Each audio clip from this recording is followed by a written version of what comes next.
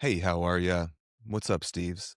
I've got a very special message for you guys right now. I have been in the trenches for the past 3 months working on the Mike, as you know it, or formerly Mike Stud, and formerly before that, Mike Seander story. So, for those of you guys that are just starting to get with us here, my name is Blake Helm.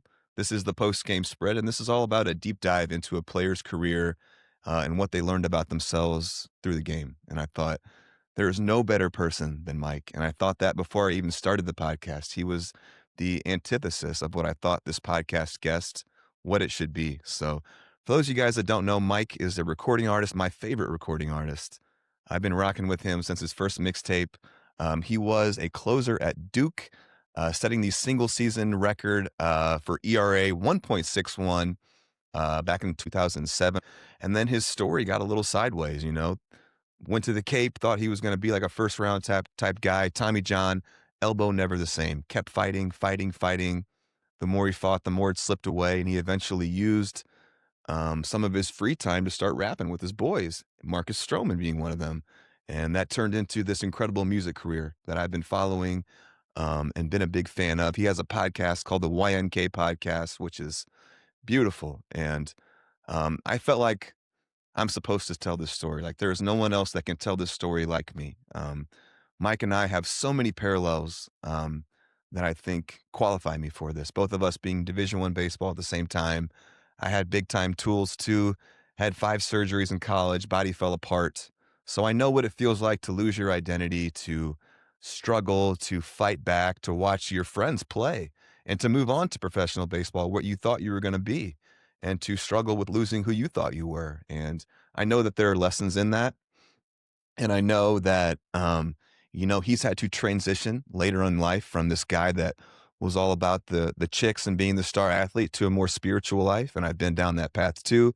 We've read all the same books, the meditation. There's psychedelic use to understand yourself. I've been down that road as well.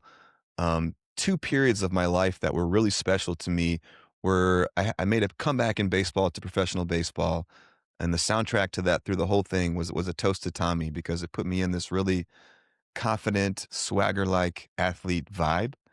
And then moving on forward here, um, in 2024 of December, I was retired from firefighting.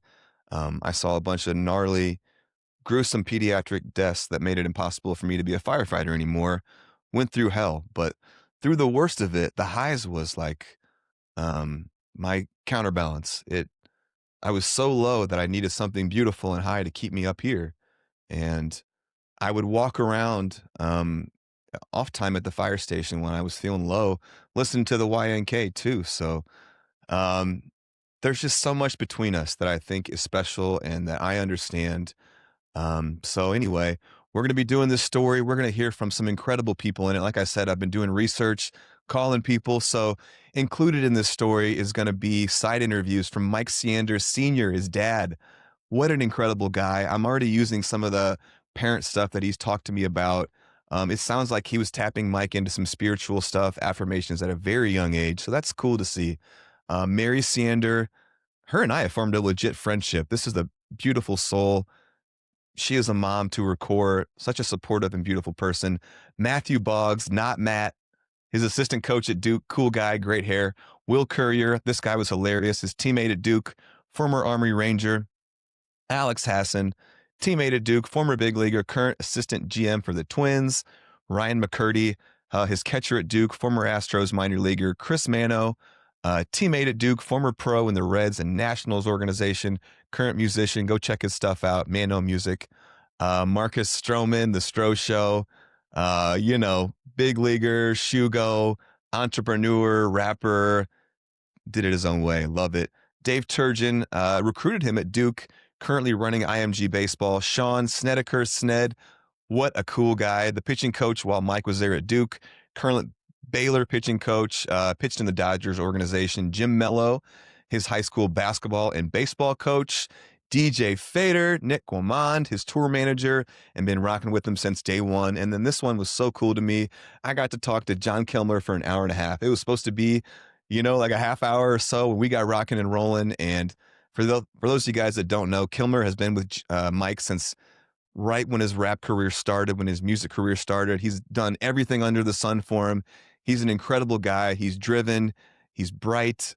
He can do everything and figure it out. I have so much respect for this guy, especially coming from the podcast background, trying to figure all this stuff out myself. So anyway, we're doing the Mike Show, the Mike podcast. It's coming up. Mike and I have been going back and forth for months now, and it looks like within the next week or so, we're going to do this thing. So I don't know how it's going to play out, but it's going to be beautiful. We're going to do a deep dive into Mike's career and what he learned about himself. All the keep going stuff, you never know. I have to imagine that those seeds were planted in baseball, and what he went through and his work ethic and his drive and his not quit attitude. Um, I think baseball deeply shaped him, and we're going to find out what it was, the story from the man himself. So I hope you Steves are out there are ready. I have never been more excited to do a story, and I'm ready. My heart and head are in the right place. I'll see you guys there.